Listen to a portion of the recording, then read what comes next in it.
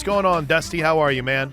Good morning, Mr. Plank. I'm doing well. The sun has come up today, which is a very, very good thing. I'm doing the Missouri-Auburn game on Saturday. Great game, by the way. It was a great game. What a story. We can get into that if you'd like. There's nothing else to talk about around here. But it was a really good win for Missouri, which I know doesn't make Oklahoma fans very happy, but pretty cool story, Brady Cook. But early in the game, I want to say we're probably midway through the second quarter. And I know obviously people understand as you watch your college football games or even NFL, you get cut-ins from the studio. And Matt Berry is a buddy of mine, and he does a great job. And a couple of weeks ago, he comes on our show every Tuesday in the mornings with Danny and I. And I said to him, I was like, hey, man, why don't, you can at least act like you know me and Pash. Like, because he's like, I think that particular week, he was like just very business and matter of fact. And I didn't even acknowledge us. And so 2 weeks ago, he started having a little more fun. And this past week, whenever he cuts in, he says, in our game, I think it's 3-3. I'm like dialed into my game. And I had not even checked the score of the Oklahoma game. I didn't even want to know. I had no idea what was going on. Not a clue. And he says, he does his cut in, and it was for Miami, Louisville. Uh-huh. And he said, and then blah, blah, blah, I gave the update. And he said, and just so you know, Dusty Dvoracek, take a look at the bottom of the screen. It's 24-0 South Carolina. Oh, no. In Norman. And I was just like, oh, my goodness. Yeah. Like, what has happened? And obviously, it did not take long for this game to come unraveled. Last week we talked, and I'm not the only one. I know a lot of people, you didn't have to be a rocket scientist to kind of look at this game, and there's certain things, keys to victory, and certain things you couldn't let happen.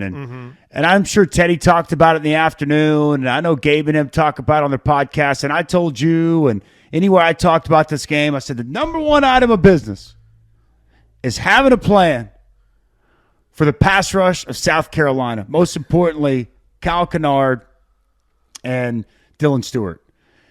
And nowhere in that plan did I think that, utilizing the tight ends in one-on-one situations was going to be a part of that plan. Boy, was I wrong. And, I mean, we can break this down and talk about it all you want, but 5 minutes into the game, it's 21-0.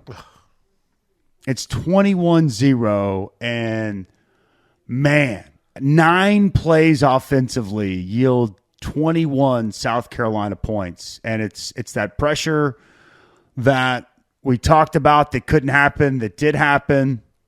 And it's 2 defensive touchdowns and obviously a short field after the first interception. So this team is not built to be able to turn the football over and expect to win games. They cannot. And those turnovers, obviously, I hate to say it, but you knew 5 minutes into the game that this game was likely over, which is one thing I'll say that I just have so much respect for a lot of the guys on defense. They played their butts off in a game that they likely knew the outcome very early on. They stayed the course. They fought. They battled. They held the South Carolina team to just 254 yards, and I thought it was a very respectable effort. I mean, the problem is you were so far behind the 8 ball, and even after the quarterback change, the offense just really couldn't get a whole lot going. There's some bright spots to highlight. The Jacob Jordan kid is an incredible story. And that's awesome.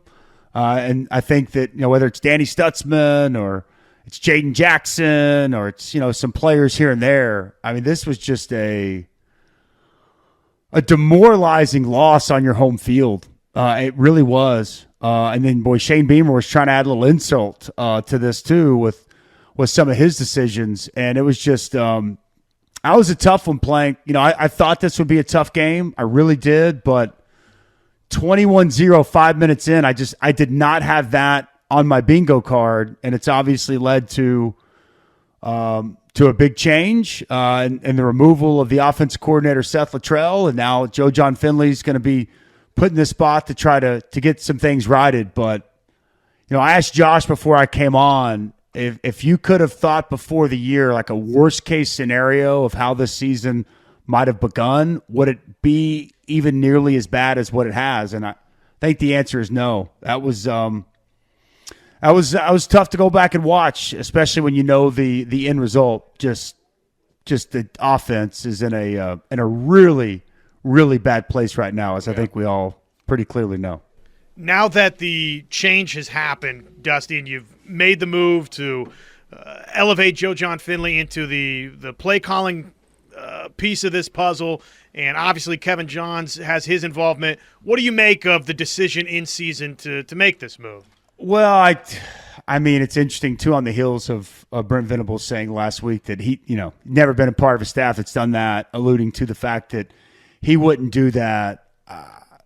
I mean, I think that the thought is just we've got to do something. We've got to try create some change. Do it. I don't know what that's going to entail. Like I don't, because I think Joe John was thoroughly involved in the game planning. Like I think that Bill Beatonbow, whose family was Seth Littrell, was involved also. But I think it just comes down to there was a feel and a need to do something, to just change something. We saw some change. I mean, Joe John went up in the box last week.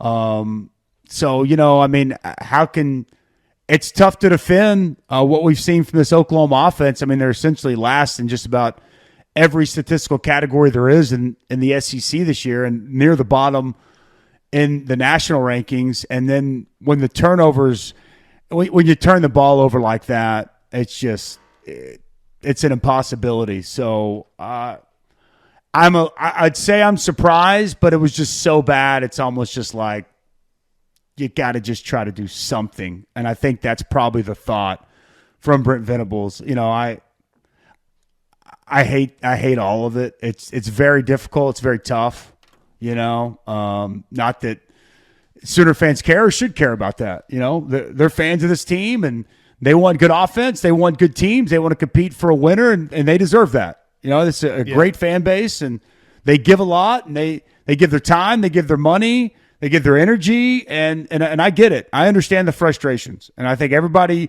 in this industry understands fully. It's a little different, I think, for guys like myself and Ted, or I know Coach Stoops comes on here and talk. I didn't get a chance to hear what he had to say, but it's tough. I mean, especially when you know these guys, their families, the impacts this have, and this isn't to make anybody feel bad. It's just reality. Like a guy like Seth Littrell, and I get that he's enemy number one, and he's been let go. You won't find somebody that cares more deeply about this place than he does. Yep. He loves this place. His father, his dad, was a member of the national championship team back in the mid-'70s. And he was obviously a captain on the 2000 national championship team. This isn't what he wanted. This isn't how he had it scripted.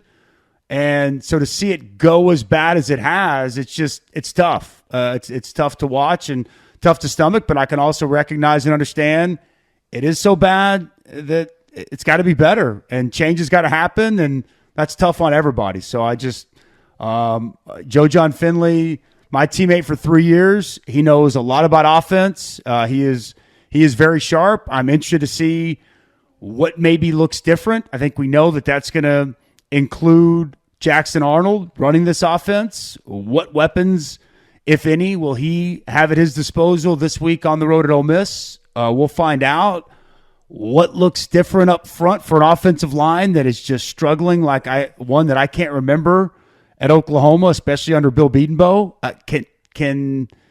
Is there anything that Joe John can do, calling plays wise, to change that? I don't know. I guess we're going to find out.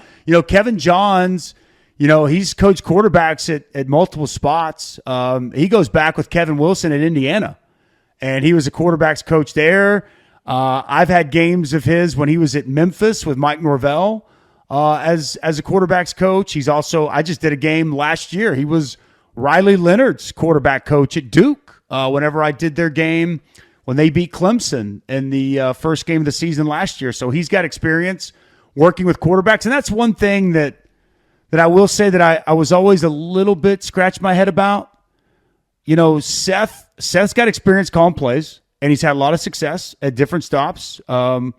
I think the most probably at North Carolina, he had never coached quarterbacks. So he was put in a spot of something that he had never done. And Kevin Johns, and I know he's been there helping as an analyst, he has coached quarterbacks. So I do wonder, does he take over that room? And does that help those guys in any way? I don't have the answers, but I do think it'll be interesting to see exactly what his role is and if that can help develop a couple of young quarterbacks that are struggling for some confidence right now. And we asked you about coaching changes midseason last year and last week, and you brought up hadn't really seen one, been a part of one, but when you were in Chicago, you saw Rex Grossman and everything he went through. Yep. Before we grab a break, what about the way Jackson Arnold has handled things? Because he was put through the PR ringer, man, really truly was, and understandably so, and I think he even knows that, but listen, he's got to be better. He's got to get more time. But I was impressed with the toughness and just even the idea that there wasn't even hesitation about him going back in that game. I've been impressed with just the mindset to stay checked in, to stay ready, and to be willing to step back in. Hey, in today's college football, we see situations across the country where guys check out and they say, "No, I'm good. I'm just going to redshirt, and I'll make my decision, whether it's here or somewhere else after the year." That wasn't his MO. He was locked in, he was ready, and obviously, you want to talk about being put in a bad spot, walking into a game down 21, and you got 55 minutes left to play, and you got an offensive line that is struggling mightily. I say offensive line. Protection, because it's not all on the offensive line. I don't want to just make this. The tight ends, well, first of all, should never be one-on-one blocking defensive ends of that caliber. I don't like tight ends against legit edge players ever one-on-one in pass pro, but especially those guys. And the backs haven't helped either. Protection's more than just the O-line, so I need to quit just placing blame there. It's the entire process of protection. That includes the scheme.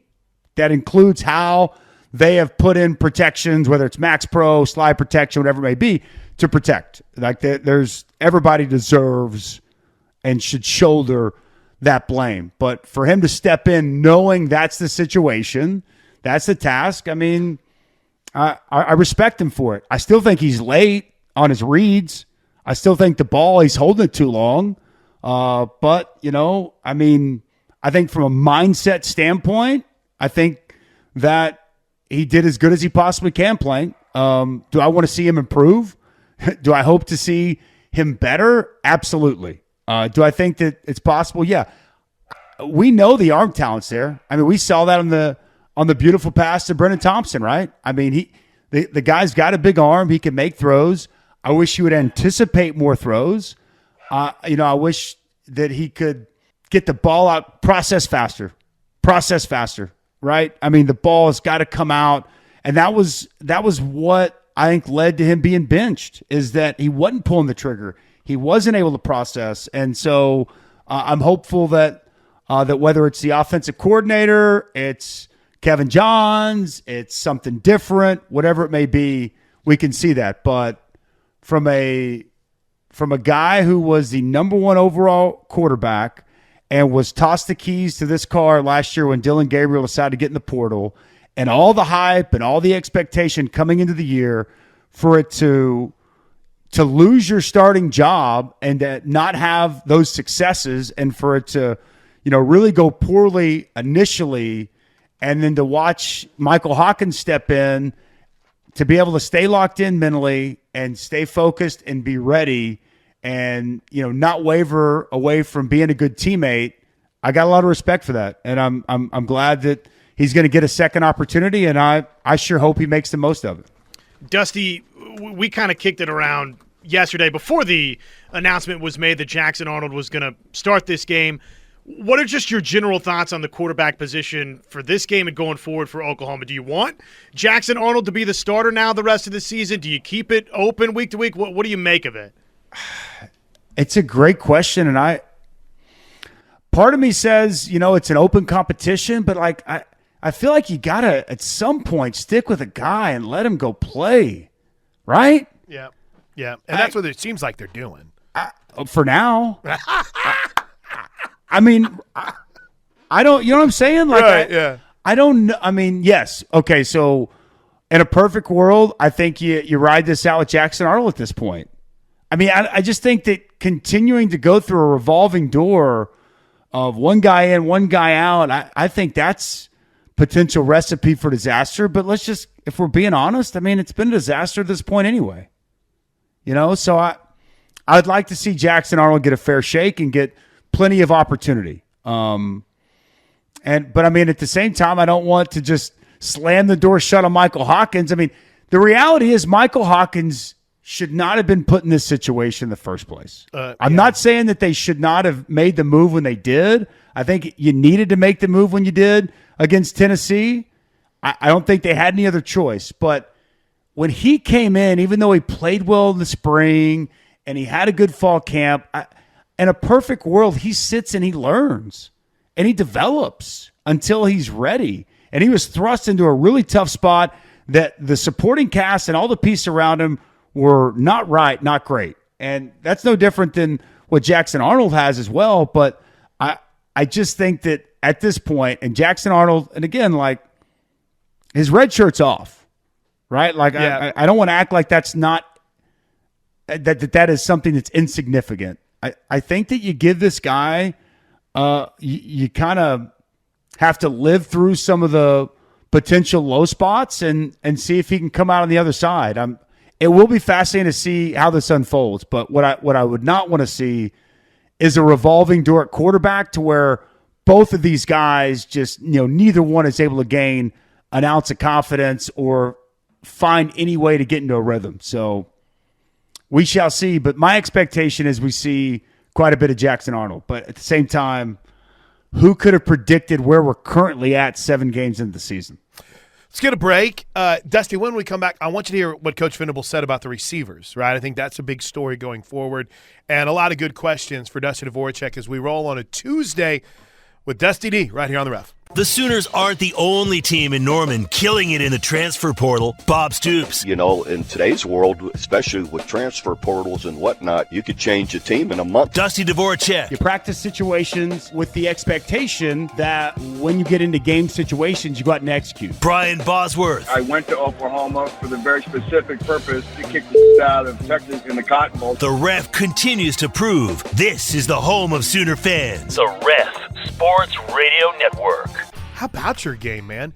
Did you It's know? off the charts. Did you know that Cook had gone to the hospital? Were they keeping No. you up to date on that? No, They didn't tell us anything. As a matter of fact, we had gotten some pretty shoddy information from the medical folks with Missouri. Taylor McGregor, our sideline reporter, they had told her initially that Cook would be back and that he was probable to come back. Okay, that's great news. Well, second quarter goes by and we don't see him again. We're like, because this happened pretty early on in the first quarter. Right. And then we're told at halftime, well, now he's doubtful.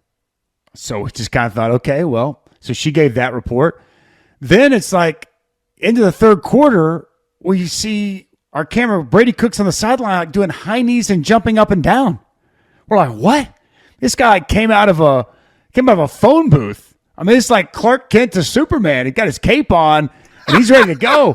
He's out there. First drive, he drops a big, deep end cut on a dig and 78-yard gain. He's 17-play, 95-yard drive to take the lead. He's making runs and he's moving around. It's like, the guy didn't look like he had an injury, but yeah, had gone to the hospital and had his ankle x-rayed. And I mean, it's just a tremendous story. And what a comeback they had. But we had no idea any of that was going on at the time. Obviously, Cook is emotional after the game with our Taylor McGregor, and then even Eli Drinkwitz got emotional at the podium after the game. So that was a wild one, man. Boy, Hugh Freeze, Auburn, they just they can't get out of their own way. It sure felt like they were in complete control of that game, obviously, until Cook came back, and they weren't. So they're still trying to find their first SEC win. Hey, real quick, I want to mention this because I was talking with Josh about this, and I'm going to throw it to you. I'm going to flip the script a little bit. As far as, because at some point you got to think about next year. Like, I do wonder, and it's just more for conversation, like, because I don't know the answer, and I don't know how you necessarily deal with this, because you got families, and you probably got, whether it's agents or handlers or whatever, a lot of people you're trying to please in today's world with players. What is the right approach with these quarterbacks? How do you help ensure? Because it's not just about this year. It's also about the future. Right. And I do kind of wonder how much that goes into any of these decisions on playing these guys.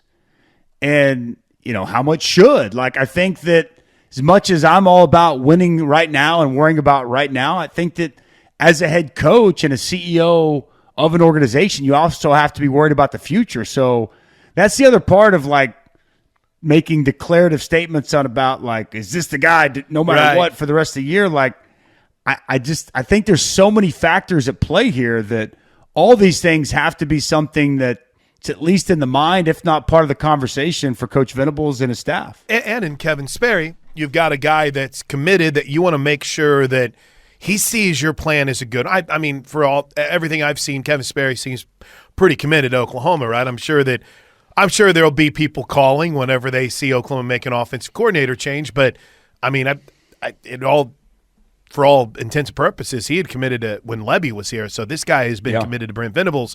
So I think even deeper, Dusty, I'm like, you got to show him that you have a plan to develop. And I'm with you. I don't know how you handle that, except that you just have to do what you've always done, which is pour into him. You got to show Michael Hawkins that he's still a part of your plan, and that this was just a speed bump along the way, man, because this is never how it was supposed to be. I've never met a quarterback any age, who doesn't think he can go into a game and play. I've never met one. And they might say publicly, "Oh, I'm okay with redshirting," but in their mind, Dusty, they're like, "I go out there, I'd rip this team apart." You want a quarterback that has that mindset, Plank. Yes, they better have that mindset. But I also think that that was a good reality check for Michael Hawkins, right? He's like, "I got a long way to go." So you hope that it's and Chicken Hawk, Big Mike, he probably gets it. I just think you need to, and he understands what good development looks like. I think you just need to continue to, pour in that, hey, this is the right way to do it. We've got a plan for you, and you're still in our plans. If you're concerned with him leaving or even with Jackson leaving, and who knows, maybe Jackson's on an FU tour, and I'm fine with that, and he's going to leave eventually, but you got to continue to be who you are, right, in order to show them that they've got a future here that can be the best possible spot for them. Those are the elements that, again, we just don't know. We just don't know. And I think that you'd be naive if they do have more information as it relates to that. Like, that has to be at least a portion of this, this thought process, this decision-making process. It's so much different now than even, just 10 years ago. These type of situations in that position in particular are so delicate, and how you handle that, it's very important. How they handle that and try to keep both these guys happy amongst turmoil, that's a tough needle to thread. Yep. I'm not going to lie to you. It really is. How big of an adjustment is it in your mind for Joe John Finley to now be the play caller? He's been a part of a number of offenses, but in terms of this lengthy track record as a play caller, he doesn't have that. But how big of an adjustment is it in your mind? Well, I think no different than Plank just described with quarterbacks. I think that, he's a co-offensive coordinator.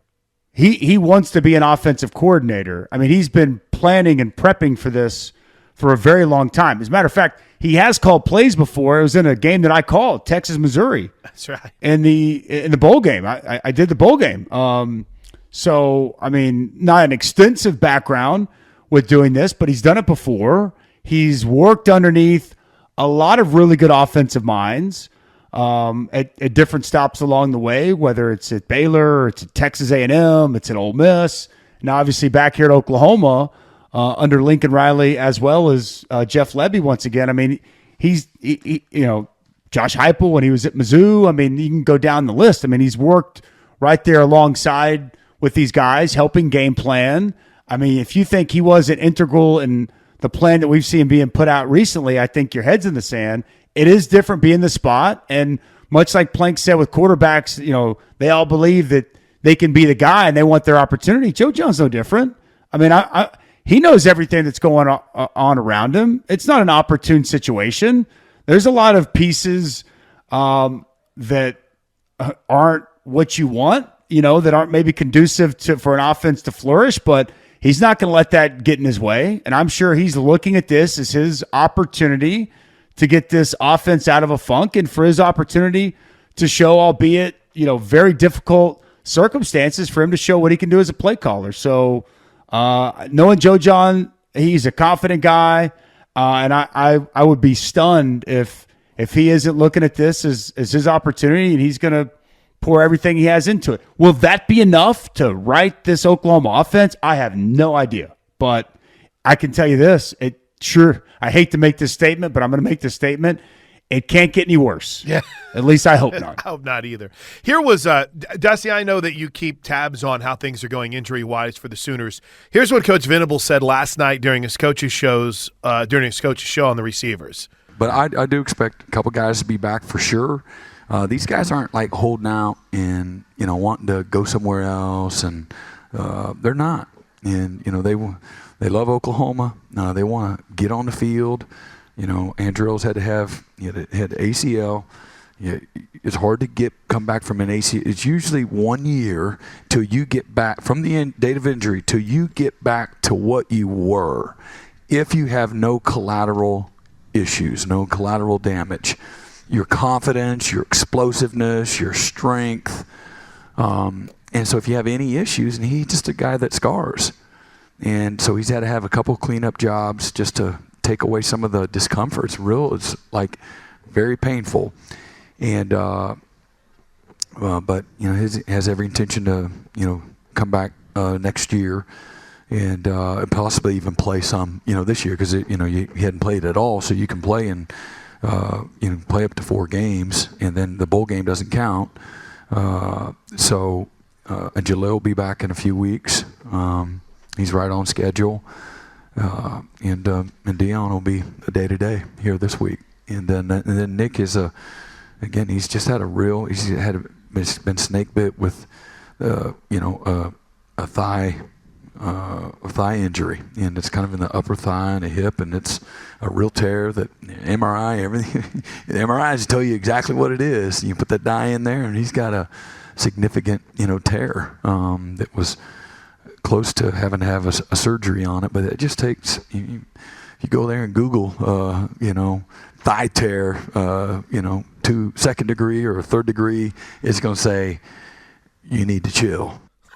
So there's an update, and as he said, all 4 guys expected to be back next year. Dusty, that's potentially huge. Now, it's October 22nd. We got a long way to go. We got a long way to go before next year. But that's some positivity, I guess, you could throw out there, right? Yeah, I guess depends on how you look at it. I think that, if you can keep all these guys in their back, that's positive. I look at it more just what does it look like for this year? And what I heard is that, Nick Anderson, we'll see that nothing feels great in that department. I know that has been – that quad tear was far more substantial than I think anybody realized for a while. I know there's a lot of speculation that's out there about, he's holding out, and that's not what I had ever heard, and I don't believe that. Andrell Anthony, I thought he put it, he's very transparent there on what he's dealing with, and I've had 2 ACL reconstructions, so I haven't had the setbacks that Andrell's had, but everybody's body heals different. I know plenty of people that have had ACL tears that have those setbacks that he talks about. And, hopefully you're able to get him back this year. But, he sure sounds confident that he's back next season.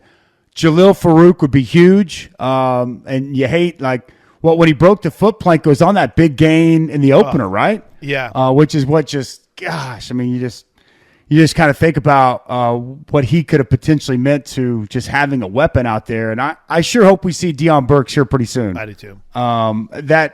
Again, I don't want to act like that's just going to mask everything else that's going on. But guys that can get open, guys that when you get the football can make people miss and make plays and, pick up first downs, they are very much needed right now. So that was definitely a good update. But it sounds to me like really Deion Burke's the only one that has any opportunity of potentially playing this week at Ole Miss. And I think right now for Oklahoma fans in the immediate future and as it relates to this game week, your fingers crossed and you're hopeful that somehow he's off that injury report and he's on that travel squad heading down to Oxford here this weekend because they're going to need him. Dusty, probably every Oklahoma fan's got a hot board of OC candidates, right? But is it realistic that Joe John Finley or Kevin Johns, that pairing, one of the two could wind up as Oklahoma's full-time OC? And if so, what would it take to get there? I mean, I find it tough to think that is a reality. I'll be rooting for my friend. I'll be rooting for my teammate. And what would it take to get there? I think we'd have to just see continued improvement. I think we'd have to see development from these quarterbacks. I think we'd have to see an offense that really looks like it has a plan and they're able to execute that plan. And I just think that it would have to take pretty tremendous improvement here over these next 5 weeks. I mean, and potentially in a bowl game. I hate to put parameters and say that anyone can't do anything because I want more than anything for Joe John Finley to succeed and have great success. I'll be rooting for that as much as anybody out there. And so I'm just, before I start to take a job away from anybody and start talking about candidates, I want to give Joe John his opportunity to see what he can do. But is it an uphill? I think we'd all be fooling ourselves if we didn't acknowledge it is a serious uphill climb. And the reality is the odds are stacked against him. But that doesn't mean it's an impossibility. So, but I think it really, execution has been very poor with this offense. The plans going in have not been executed, and quite frankly, some of the plans, like we saw with the plan of what they were going to do with this pass rush of South Carolina, I think some of them have been highly questionable. I think that the plans have to make more sense. They've got to be executed, and you've got to see improvement across the offense. That's the task that Joe John Finley has in front of him. I got a text from a buddy of mine that I want to share real quick before I let you get out of here. 405-651-3439. He said, what about, Dusty, the mindset of the defense going forward? In college, I played on the top defense in the country. However, we finished 5-5 due to our offense. I remember being mentally and physically tired after the season. I also privately was frustrated with what was going on. It got to the point for us as a defense where even after every first down that we gave up, it was defeating to a degree. I feel like everyone has handled this question well, Dusty, but it is something to be talked about. It's got to be frustrating for the defense right now. They've got to stay together. There's no doubt. But I'm going to tell you what, number 28's a hell of a leader. Yeah, he is. He really is. You know, I know that, look, you can easily pick apart what he had to say after the game. I know this. Danny Stutzman brings it every single time he straps it up. I go fight with Danny Stutzman. Same. Danny Stutzman is the type of guy you want. And it's not just going to be about guys saying this is what I'm going to do. It's about action. And all Danny Stutzman has shown me is action and that he's not quitting. He's not giving up on the season. And, I mean, I wasn't there, but I've talked to people that were. He was into this game on the sidelines till the very end. Yep. So is that going to be what every single play on that defense is going to be their mindset? No, but that's what leadership is. And when that's your action and that's what you're demanding from your teammates, that at least gives you a chance for that to be a reality. It's hard. I agree with the texter. It's hard. There's no doubt that these guys they just gave up 254 yards of offense, man. Yeah. They just had 6 sacks and 11 tackles for loss. By just about every other standard, they played they played winning football, and they got beat 35-9 in their home field. That's tough.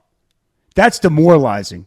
But, quitting, giving up, letting that defeat you, that's not going to fix anything. And I don't believe that Danny Stutzman, I don't believe that Billy Bowman, decided not to go to the NFL draft and come back this season to quit and give up. And again, this is not what they came back for and what they thought this season could be. Things have changed, and I hope that their leadership can shine through. I'm going to tell you who hasn't given up. A freshman in Jaden Jackson. He looked good. I didn't see any give up in Grayson Holton on Saturday. Grayson Holton was all over the place. So it's just. But what's it going to take? I mean, it's going to take leadership. I think coaches can only do so much. But I think 28. He's a special dude. He's had a phenomenal career, and I expect that this team, that defense, they're going to get everything he possibly has, and I think that gives you at least an opportunity